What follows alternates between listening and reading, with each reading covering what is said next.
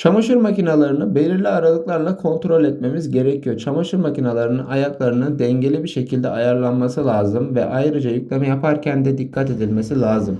Bu tarz durumlar yaşamamak için çamaşır makinelerimizi özellikle bin devirde çalıştırırken üst taraftan elimizle kontrol etmeliyiz. Rahatsız edecek şekilde bir titreme varsa altta bulunan ayaklardan belirtilen şekilde ayarlama yapılır ve makine boştayken herhangi bir şekilde titreme ve sallanma olmaması lazım. Eğer titreme ve sallanma varsa makinalarınız çalışırken ve özellikle bin devirde çalışırken kazan aşırı titrer, makina yerinden oynar ve bu şekilde tehlikeli olaylar yaşayabilirsiniz. İyi günlerde kalın, takipte kalın.